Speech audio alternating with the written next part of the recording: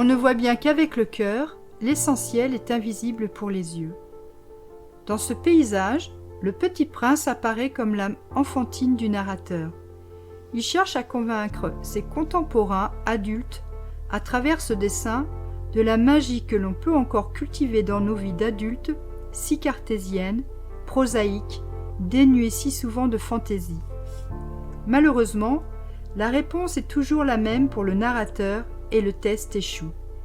Il aurait aimé partager des conversations de petit prince à petit prince, mais cela s'avère impossible avec des semblables ayant fini d'étouffer leur petit prince personnel au plus profond de leur esprit, l'âge avançant.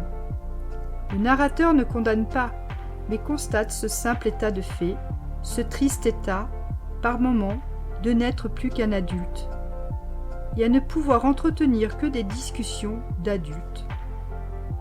N'avez-vous jamais ressenti ou entendu, par moments, les tacles des briseurs de rêves qui ricanent de vos propos lorsque vous vous emballez dans vos rêves de vie, des désirs portés par votre petit prince personnel qui se développent dans votre imaginaire pour s'épanouir dans vos rêveries.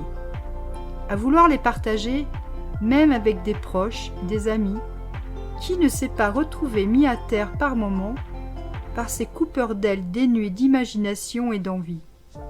Un moment vexant, blessant, qui nous touche profondément, un moment difficile à vivre, car nous nous exprimions à cœur ouvert, sincèrement, sans filtre et sans défense.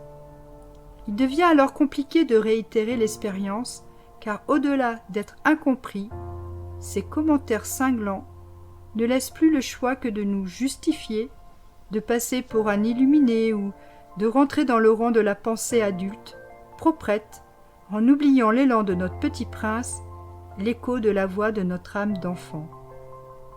Pour autant, il est une autre voix, et plusieurs choses à retenir de cette malheureuse expérience. Ne jamais taire son âme d'enfant et rester à l'écoute de ses fantaisies. Cultiver le petit prince que nous portons tous en nous pour être capable de sans arrêt nous renouveler, nous émerveiller et préserver cette fraîcheur dans nos vies.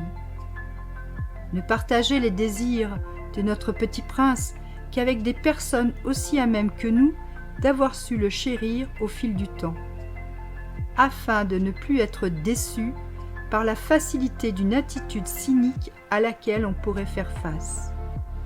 Ne pas juger trop durement ces rabat-joie, ces personnes trop sérieuses, trop emplies de leur savoir et de leur superbe, car au final, elles ont perdu sur leur chemin de vie ce qu'elles avaient de plus précieux. En ayant tourné le dos à leur petit prince, c'est de leur joie de vivre qu'elles se sont départies. Être capable de se mettre à leur portée pour peut-être les inciter, à travers nos sourires et nos rêves, à se reconnecter à leur petite voix, cet enfant enfoui si loin en eux, dont ils n'entendent plus les soupirs. Ne jamais devenir un de ces briseurs de rêves, car ce n'est pas seulement les désirs et les rêves des autres que nous condamnons, mais la magie que nous offre notre petit prince que nous tuons. On peut s'adapter, on ne doit jamais trahir l'enfant que l'on porte en soi.